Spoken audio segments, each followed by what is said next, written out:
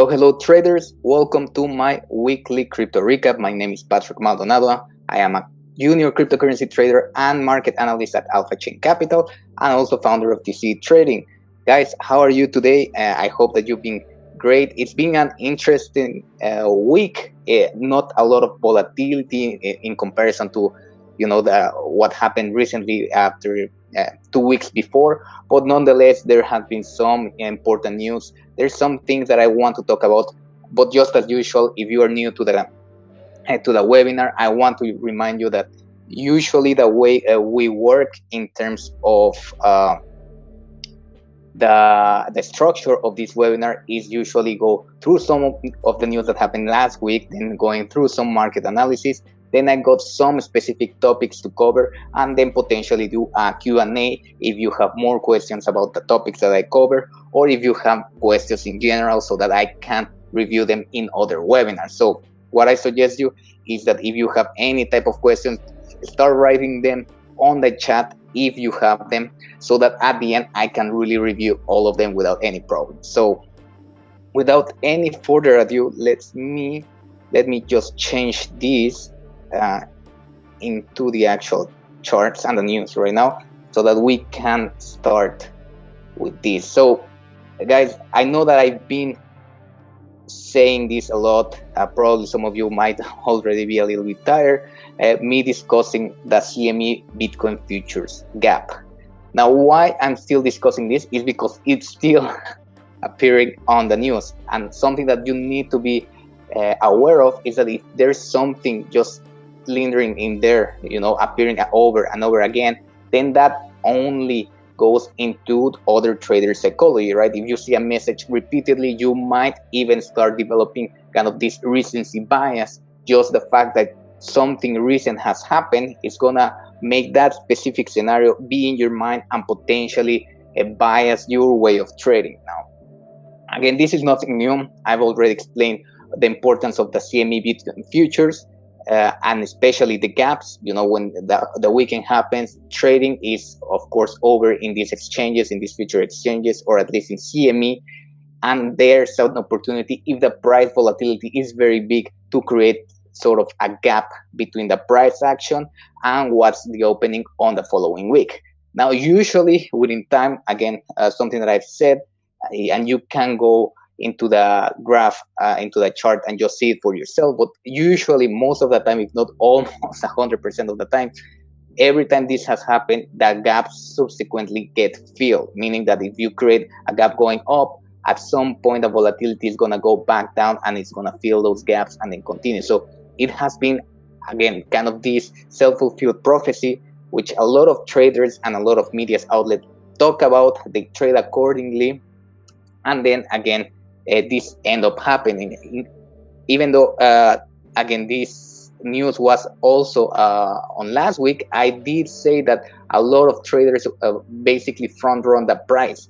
People knew that gap was gonna get filled at 9,600, and a lot of people started buying previous to that, just speculating that the price was actually gonna hit those levels, which means again that the amount of people that are looking at these prices and are looking at these gaps is a lot.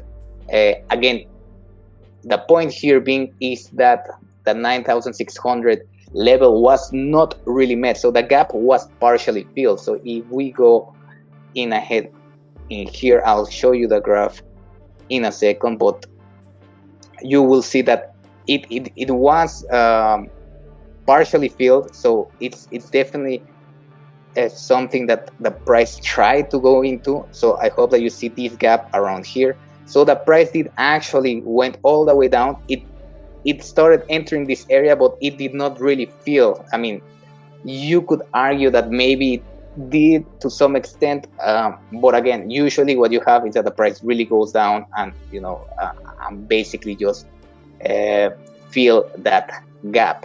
Now, this is what has happened in the past. It doesn't have to happen, of course, but looking at the macro picture, looking at how the overall economy is as of right now, it wouldn't really surprise me if that was the case. Now let's go back into the news section now that we have just covered that one.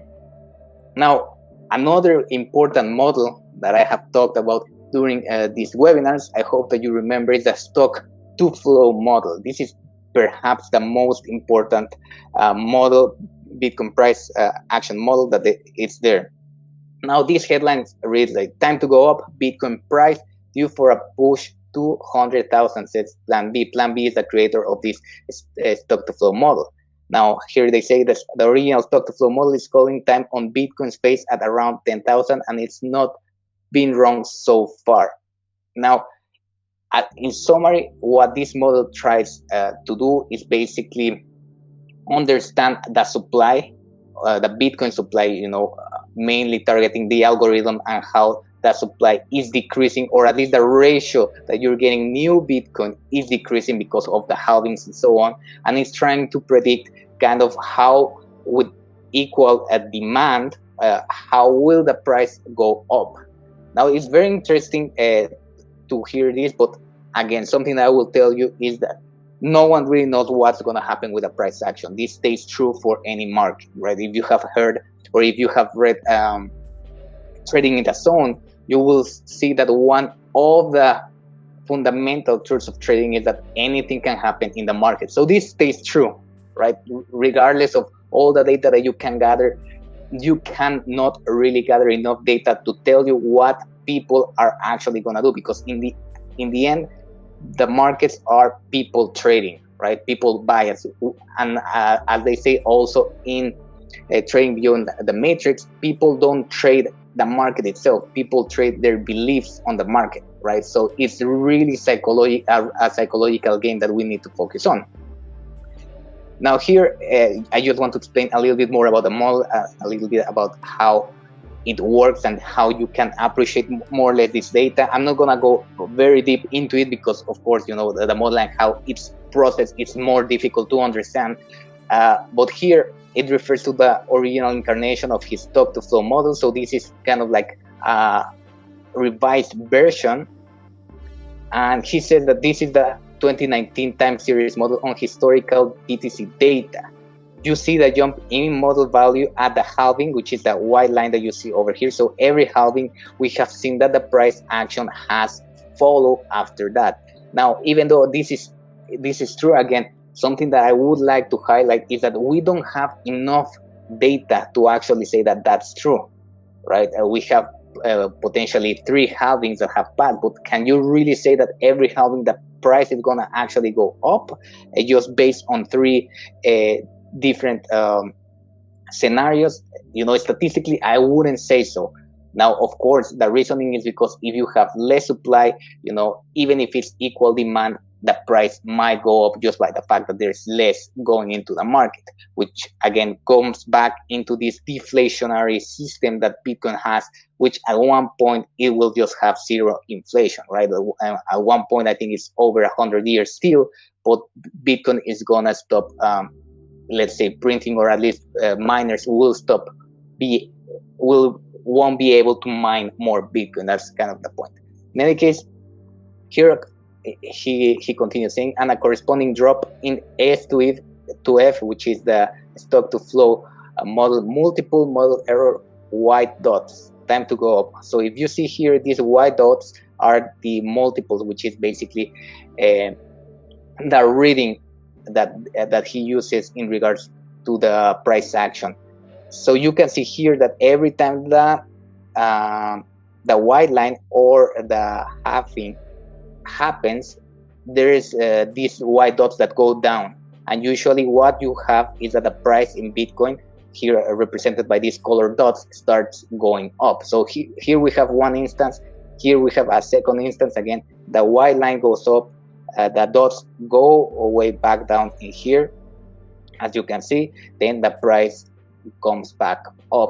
And again, we have something similar here where the white line, which is the halving, goes up, the white dot starts going down, and then the color in this scheme starts going through red, basically saying that it goes through red, then orange, then yellow, and then it starts cooling down, and again it starts hit on. So it's just basically a reading of the market cycle. Now, something that I would like to clarify is that this really depends on true demand, right? What's the true demand for Bitcoin? And of course, that true demand is way more than it was before, right? Now institutions are getting more involved now that more regulations, and it's more clear the way people can handle cryptocurrencies, which we are going to be seeing in a moment. It's becoming rather clear at this point in time. So definitely there's a possibility of people or at least that true demand go up, and of course if there's less supply, you would just expect the Bitcoin price to go up. Now here, it goes as far as calling an average of the Bitcoin price of 288,000 before 2024. I will be very cautious about all speculation, about all predictions in the cryptocurrency market, because a lot of them, they don't factor the big picture, or the macro picture of the other financial markets, right? They are just focusing on Bitcoin, and they just grab logarithmic charts just like this one, and then try to tell you that it might still grow up exponentially. Now we have seen that the movements in Bitcoin are mostly parabolic due to the lack of liquidity and due to this nature. And I will be writing an article regarding this, how really the first Bitcoin bubble changed the normal paradigm in terms of price action for all the financial markets, right? And I think I commented on this before. We had the Bitcoin bubble, right? Then we have kind of the altcoin bubble with a lot of ICOs were appearing. Then right now we have kind of like this DeFi environment where it went up exponentially, and every single project was trying to get out a new token, basically saying we are decentralized finance, and they are jumping on the hype. Now potentially we're creating something new, which is the decentralized exchange. We have a Uniswap, which is a decentralized exchange, which is gaining a lot of traction. But then you had SushiSwap, which is basically the same thing, but just with a different name. And now even today I heard the news that there was this pancake swap. So you need to be careful in terms of how many projects are jumping into the trend without really delivering what they're supposed to deliver. And this is what happens in crypto, because again, it's so easy and everything's so transparent in terms of coding, in terms of how to implement things, that you can basically just copy paste someone's code, just change it a little bit, change the name, and say that this is the future. Now of course, this is again why I'm saying that you have to be rather suspicious about all these kind of like predictions, and more so if they're like really big. Bitcoin's going to 1 million, Bitcoin's going to 500,000. As traders, we don't really care. Maybe as long-term investors, you want to be in there, but again, as traders, you want to take the opportunity for the volatility, and the more volatility there is, the better for us. This is basically what I wanted to just point out from this. I hope that you understand how this might impact the price action. And now in some very interesting news, the EU tries to seek a comprehensive crypto regulation by 2024. Now, this is something that you can be 50-50 in terms of the sentiment. Why this could be a 50-50? Because it's completely good that there's going to be more comprehensive regulations, that it's got the clarity, it's just going to become better in terms of not only investors, in terms of retail, and also in terms of institutions. How are they going to start seeing cryptocurrencies and and transfers and so on, in order to have more adoption? Now here the quote says the European Union, or EU, plans to incorporate crypto and blockchain technology into its main processes by 2024. So by 2024, the EU should put in place a comprehensive framework enabling the uptake of distributed ledger technology, meaning basically peer-to-peer transactions, ledgers just like Bitcoin, and crypto assets in the financial sector. It should also address the risk associated with these technologies. So again, this is quite good on its own, in terms that they're going to actually look at it, and if there hasn't been adoption, maybe, and this is a big maybe this is going to be the actual process, or the actual thought around crypto that might lead to that. Now I said this with a grain of salt, right? Because the EU is recognized for sometimes over-regulating certain aspects of the economy, to the point that if you are someone new who is trying to get into into an old market, you can't compete. You just can't compete because you don't have the funding, you don't have, the necessary power to overcome the regulations and still compete with the big players on different industries. Now, here what they say is, finding that almost 80% of its population transacts in paper money. This is huge even for Europe. The European Commission, the union's governing entity, wants to see digital payments become more common while aiming for immediate transaction times. So let's explain. Now, this is something that we have talked before, and I hope that you remember. We have talked about how cryptocurrencies in general, yes, they're good in terms of transparency. They're good in terms of immutability. They have a lot of properties. Bitcoin, Ethereum, Litecoin, whichever one you want, they have a lot of properties that can help not only kind of like the economy, but the way that we have ownership of our own money. Now, I also said some of the risks and drawdowns of this is that it's so transparent that it only takes one exchange to leak your KYC data, which is your know your customer data, meaning your personal details on a specific public key, which is basically your pseudonym in this industry. It only takes one broker or one entity to leak the data for people to know exactly how much you hold, how many transactions you have made around the network, who has received your Bitcoin, if you have received Bitcoin from someone else, if there's connection between the different public addresses. There's a lot of questions to be asked. Of course, if you're the government, that's basically heaven for you, right? If you are able to connect what the financial data is for different people, and you can connect them directly in a public layer, for you, that's just great, right? Because you're gonna be able to track if there is something wrong in different sectors. If you have someone who's doing something illegal, it's gonna be very, very easy to, at the very least, to track where the money is going. Of course, there's a lot of things in regards to people creating more wallets and so on, and probably that's where they are actually gonna head into in respect of the different talks that they have and the regulations, because this should be basically the risks associated with that, right? The fact that, what about privacy? For the government, might be good if they know your data, but what about other companies? What about if people start asking for your details so that they can sell you better things? Again, that has happened, and this is a big discussion in the US, but nevertheless, it's something that we really, really need to take a look at, because this might change the way regulations happen in other areas. I think mainly that's the main point, or the main thing that you need to think about. So the last news that I want to talk about, this is actually very big, and this is something that I would like to discuss a little bit more. So Apple forces Coinbase to change its crypto products, says CEO. So Brian Armstrong has taken Apple to task over its allegedly exclusionary policies towards crypto app developers. Now, Apple has been in the news recently. It has been fired by so many companies, including gaming companies, Microsoft. I also believe, the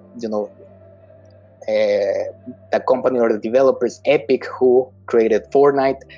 A lot of companies are trying to put some heat on Apple because of its kind of anti-competitive measures that they're implementing in the app stores, and they are trying to really control everything and that they can, without giving kind of like a decentralized way of doing things. For instance, if, that in Android you can install any app you want, really. You don't have to go through the Play Store in that specific scenario. You can install or whatever. But in the iPhone ecosystem, with the Apple Store, you can't do that. You only can install things through there. Now, reading more about the headlines, Brian Armstrong, the CEO of the US cryptocurrency exchange Coinbase, alleges that Apple is stifling with innovation in crypto and sidelining DeFi, decentralized finance, to protect itself from competition. So these are hard words, and this might really affect the way cryptocurrencies are adopted. If you have the main broker or the biggest exchange in there having problems with basically an ecosystem that includes millions, if not perhaps billions of people.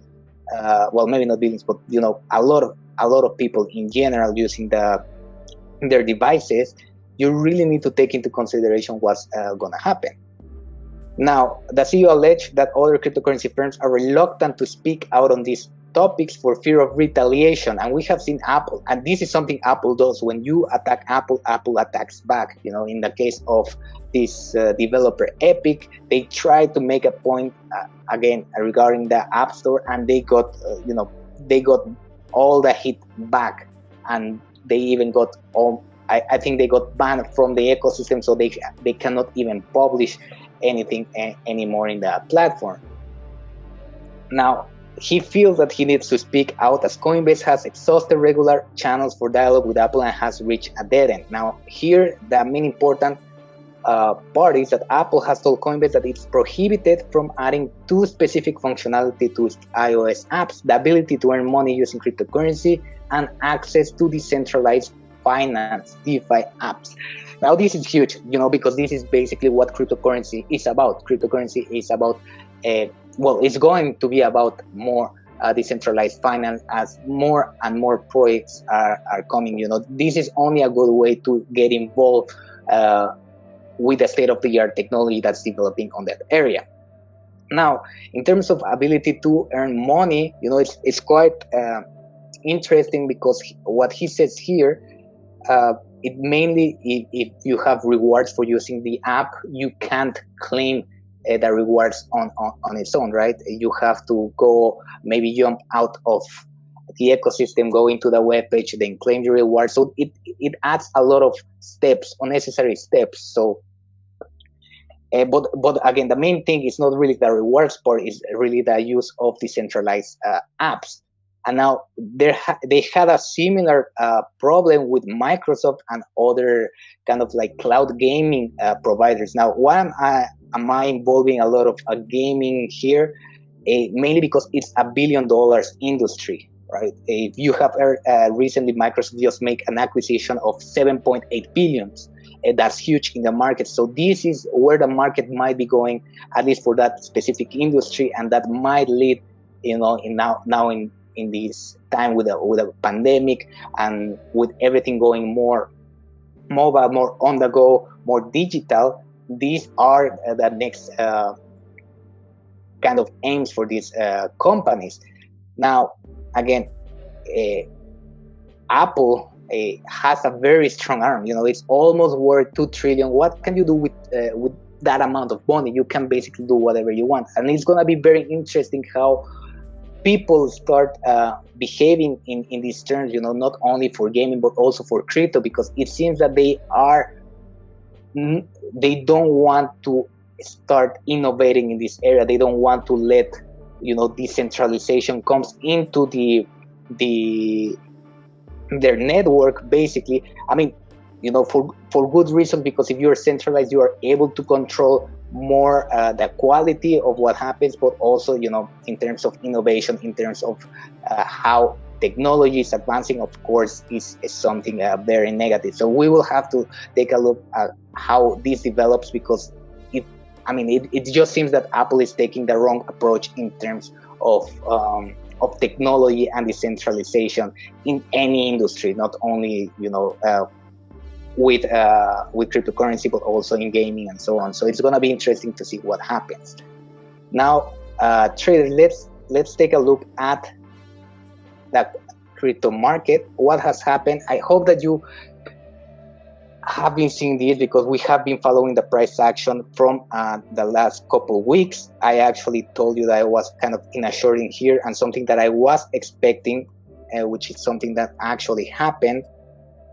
First of all, it's a continuation of this downtrend. or at least a potential continuation. And I hope that you remember that I highlighted the importance of this moving average, which is the 20 EMA, how now that it has held support for a long time, finally broke down.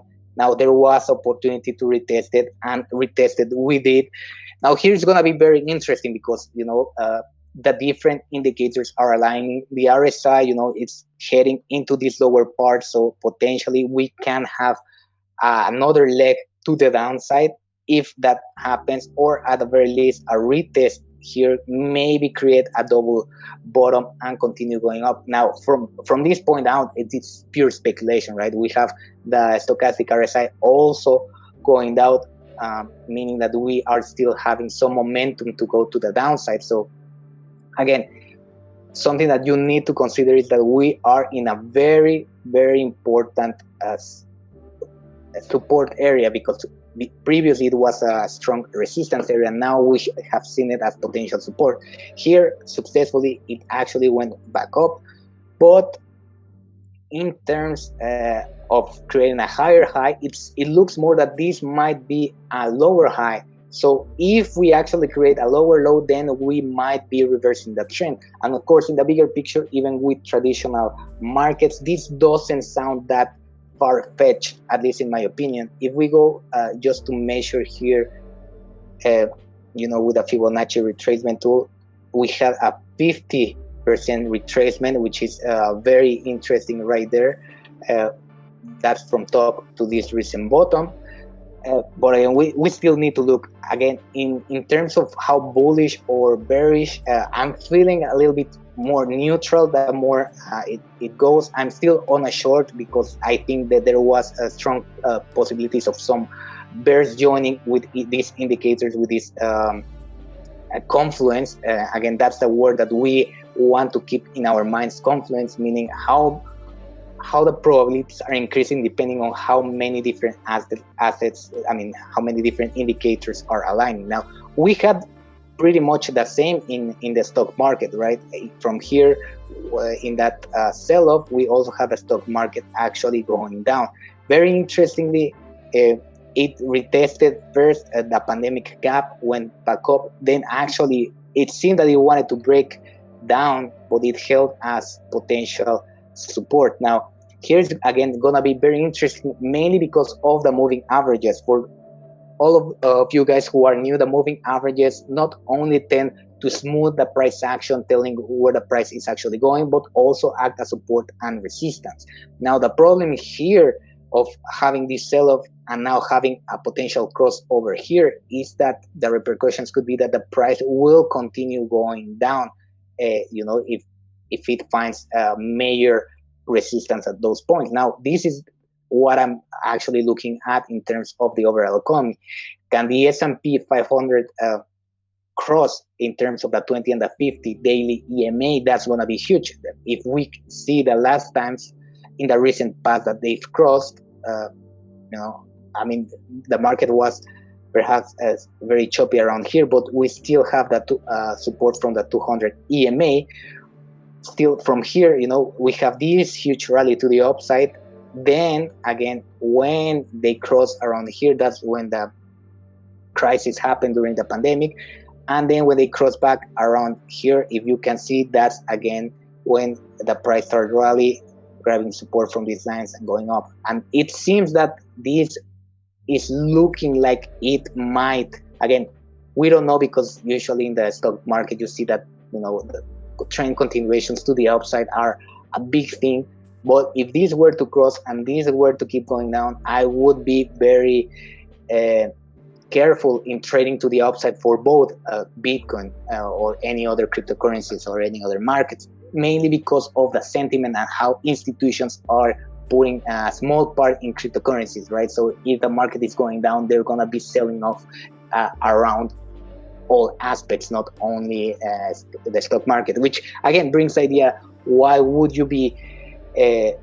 this be decoupling or be more like digital gold when it's following more the price action of the actual traditional financial markets?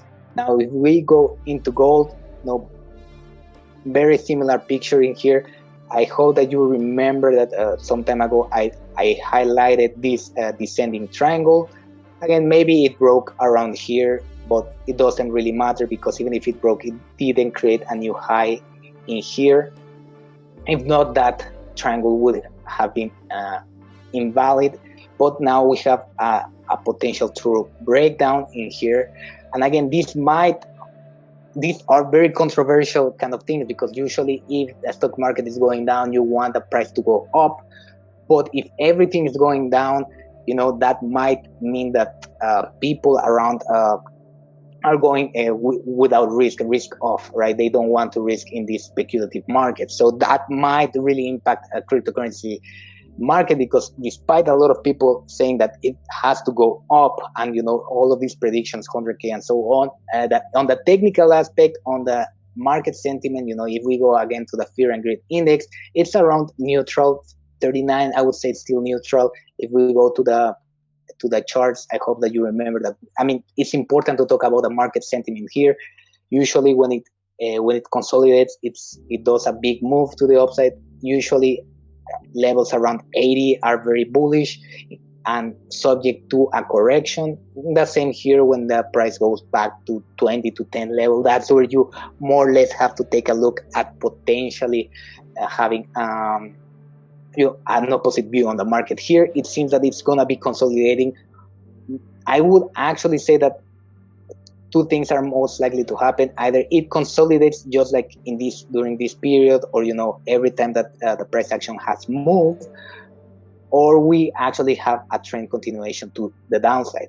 I think we could also go up, definitely, but it's gonna take more than just Bitcoin. Again, it's gonna take the whole financial system. And if we take a look at the S&P 500, if we take a look at the pandemic gap, if we take a look at how strong have been with rallying in the traditional markets, and yet you go outside and you see that people are still unemployed. There's a lot of problems in regards to this financial aid.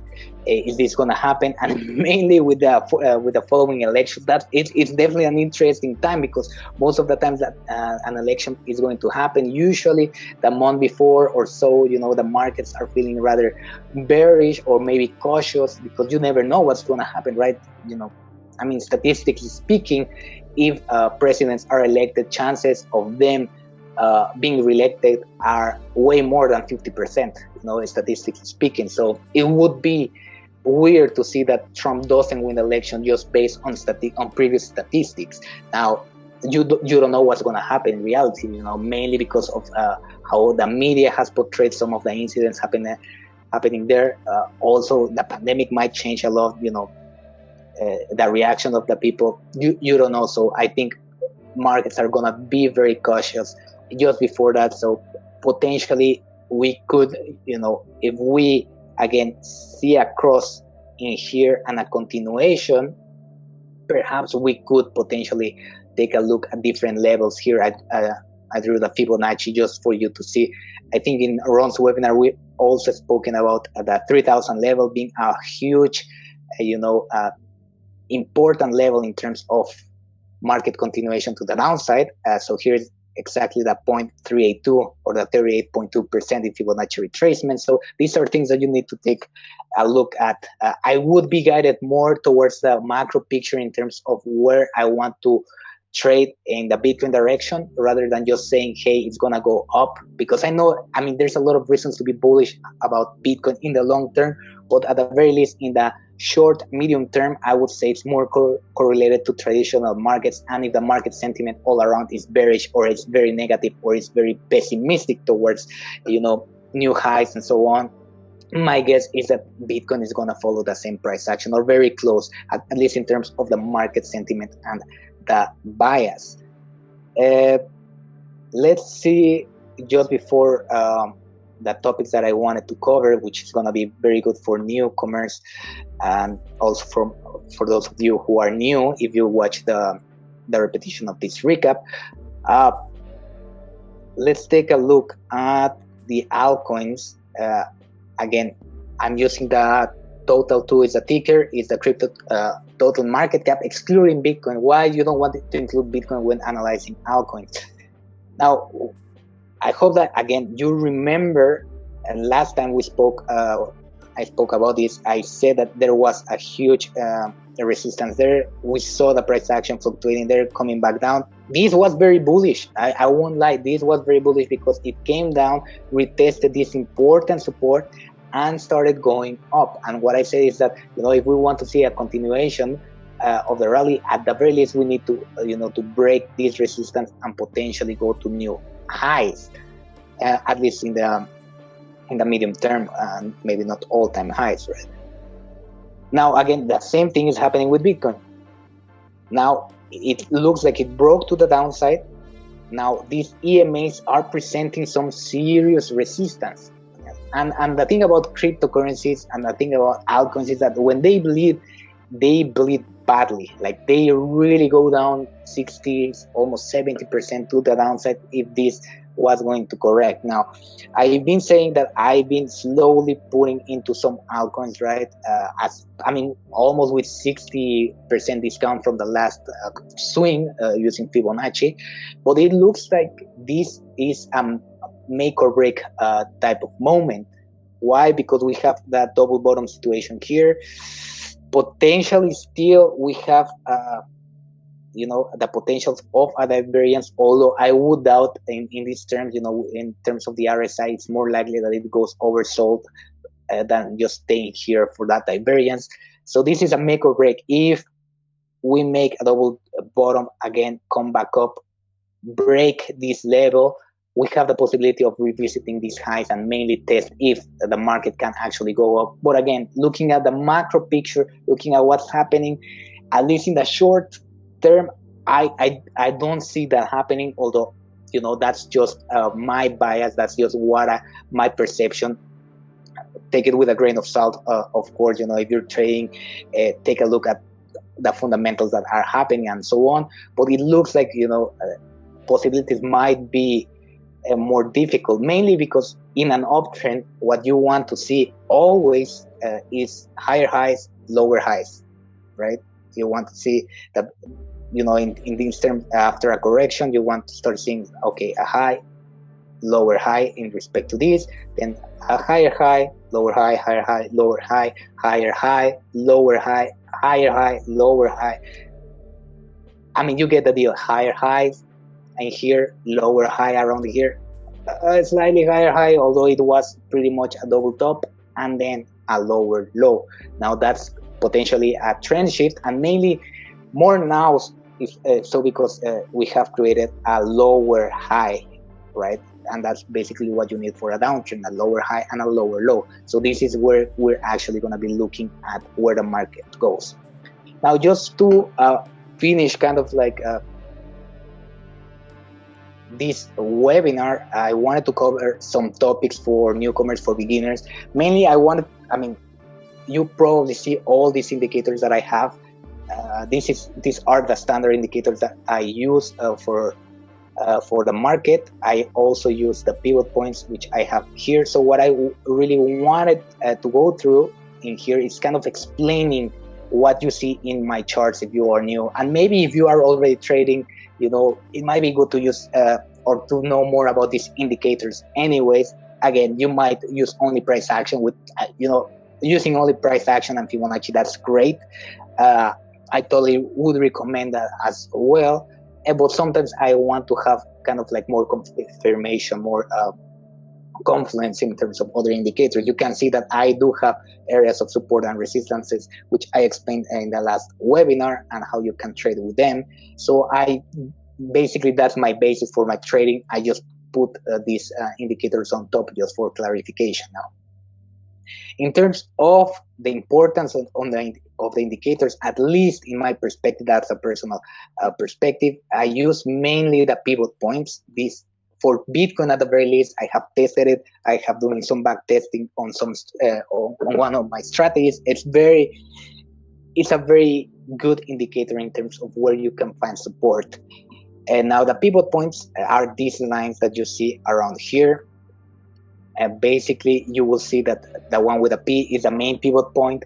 Now, in terms of the calculation, is basically an average of the highest point and the lowest point and the closing price of the previous period. So, for instance, the calculation of this pivot point is basically just adding up this point at 11,770, adding this lowest point around 10,280, and then the closing point. Let me just this around here in 10,972. So if you do the average of those, this is going to be your pivot point. Now, of course, you can go, and something that I even say to my own students is to go on, if you are curious about that specific indicator and you want to know exactly the calculation behind it, you can always go and find it out. Potentially something that I have not thought about is that you can basically just potentially open the script, I guess, in Pine.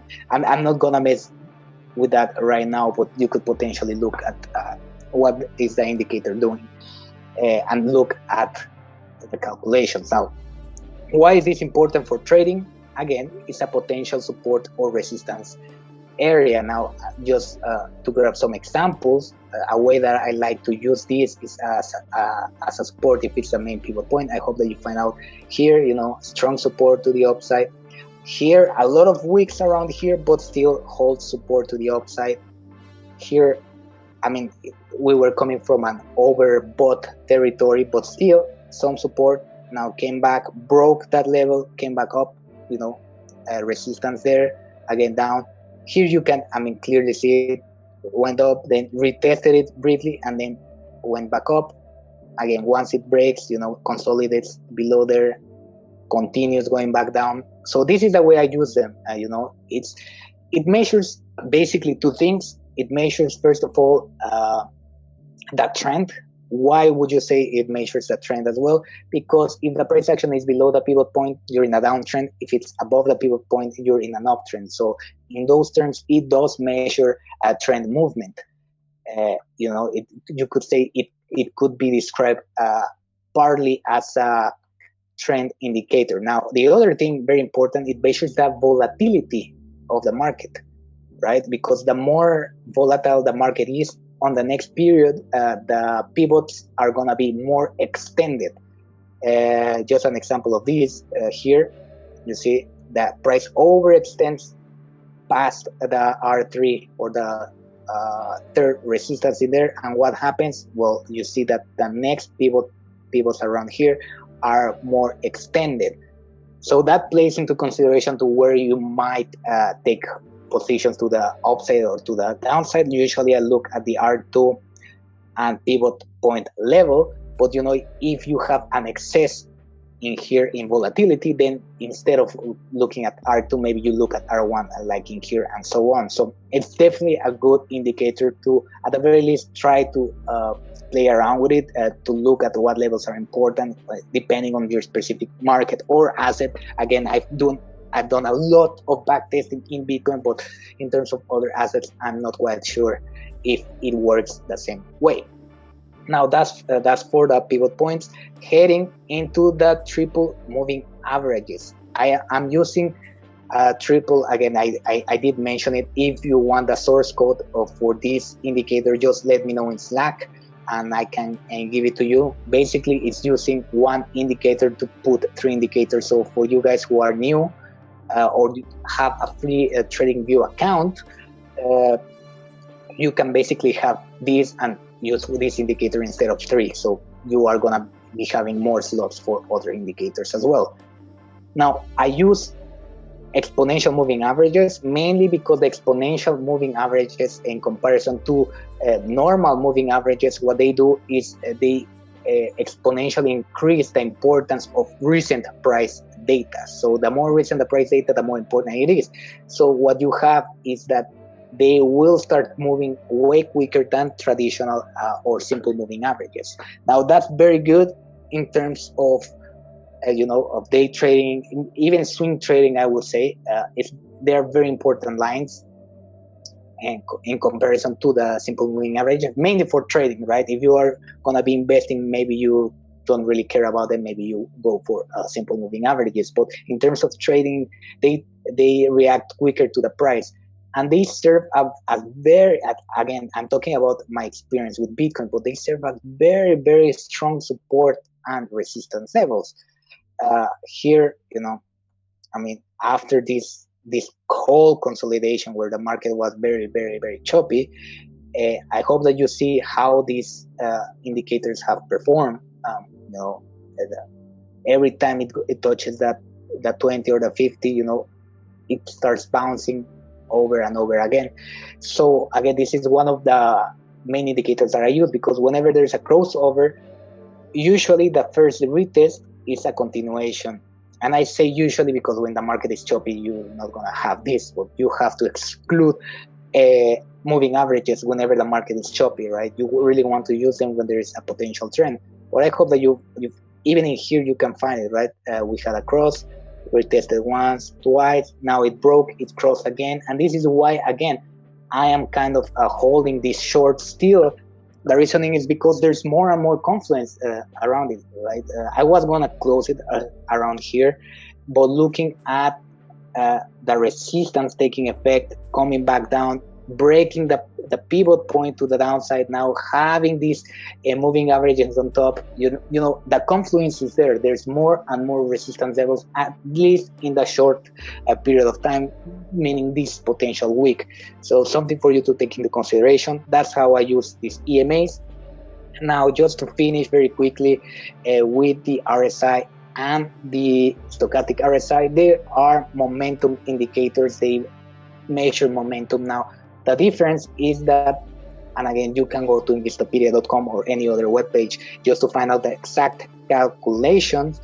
But what the RSI does basically, and depends on where you set it, but if you set it to the 14 period, it measures the momentum in the 14 previous candles, and it gives you a reading of the recent price action according to the recent price action itself, right? So you can evaluate potential overbought and oversold areas, which is going to be highlighted by the 70 level or the 30 level by default.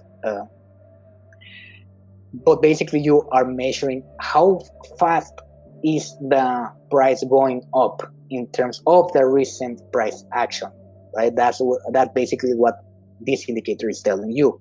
Now, I don't know how many of you might have an engineering background or maybe a mathematical background, but this is kind of very similar to the first derivative in terms of price and time, right? So that's basically a derivative of the price moving within time, which shows you how quick the market is moving at a specific amount of period of time, which in this case is the 14 period. So, something interesting, an interesting analogy that I make.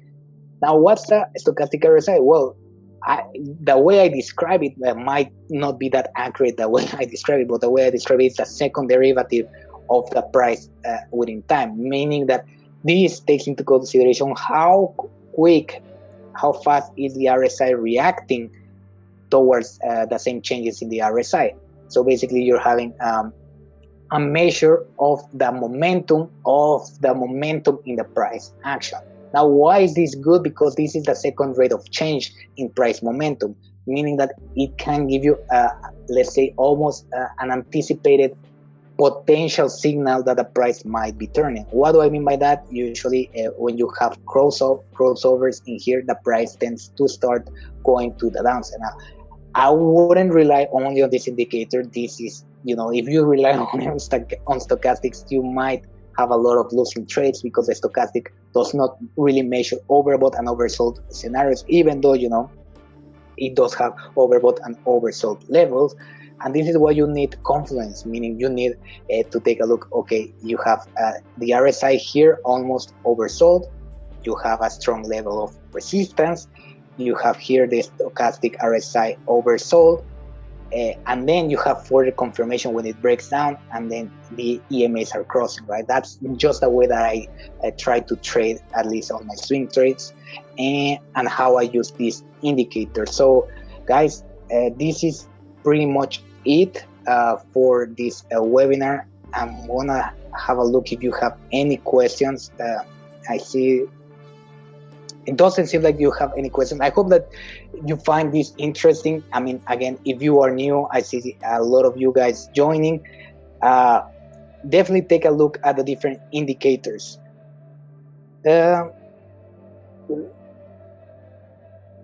Yes, just makes a very, very good point. He says, just to mention, if you're new to crypto, never save your login online for exchanges or wallets, not even on your computer. Use 2FA, of course, have a book to write it down. Never leave it in Google address, crypto related asset. Remember, you are your own crypto reserve. That's very true.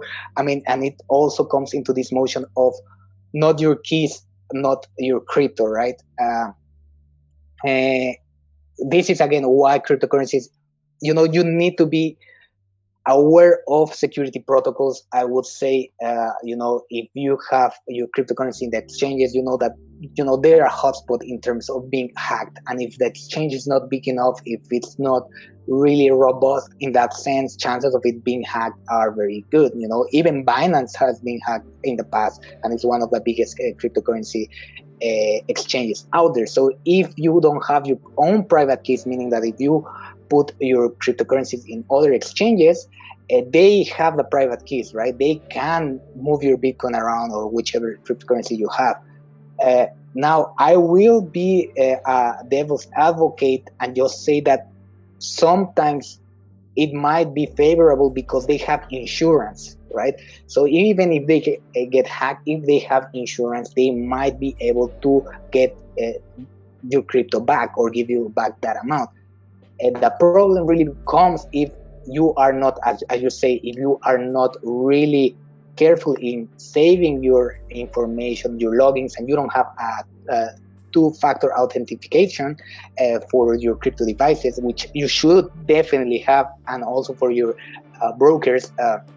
I also have a separate offline kind of device where I have my 2FA, just because, again, you don't want to to have that connected to the internet, because if something happens, your crypto or your assets might be exposed. Now, the downside that I was gonna say in terms of having your own crypto is that if for some reason, you might be really careful, but for some reason someone hacks you, then that's it. If someone gets your private keys, they take your crypto, there's nothing that you can do.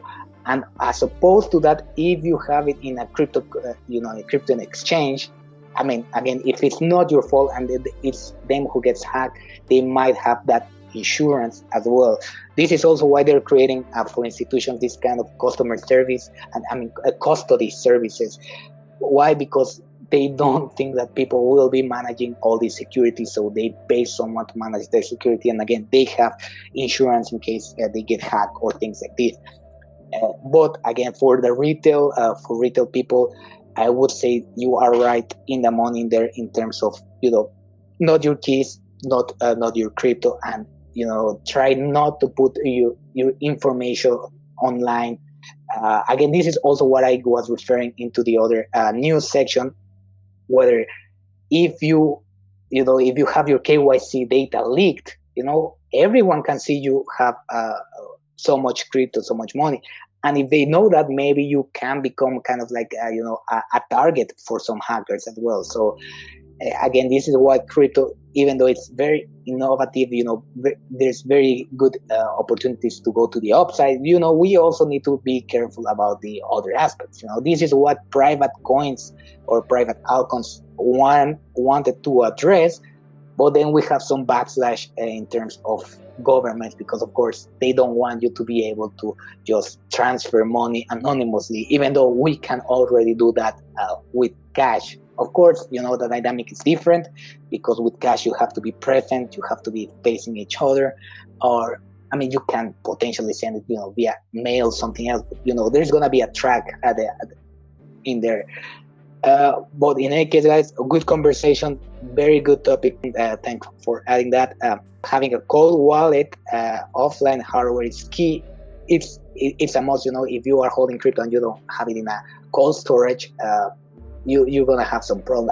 Again, in my opinion, it's also about diversifying the risk, right? I hold some in cold wallets. Of course, I hold other in exchanges, and I don't go all into one exchange. I spread it between different exchanges just to diversify the risk, because again, if you put everything into your cold wallet, the point stays the same. It's a single point of failure. If someone for some reason has your private keys, then that's it. But if you spread it around, then you are diversifying that risk. Maybe, I don't know, Binance get hacked, but maybe they have insurance, so they repay you in another altcoin. Maybe that's okay.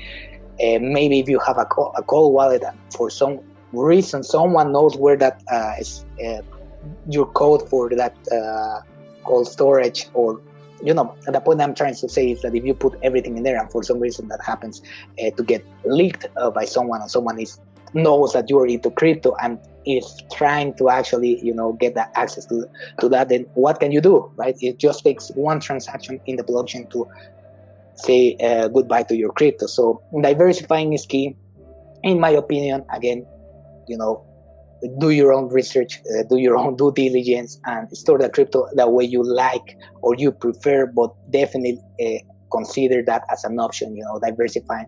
I mean, not only crypto, that's really in life, right? Even on investments, people traditionally tell you to diversify, because adding more assets to the portfolio is just gonna kind of average down the distribution, right, on the risk and the volatility. So, well, guys, in any case, very good topics, very good discussion. I really like that. I hope that we can have more conversations like this, in other webinars, in terms of security, more into crypto details. I think that's very important.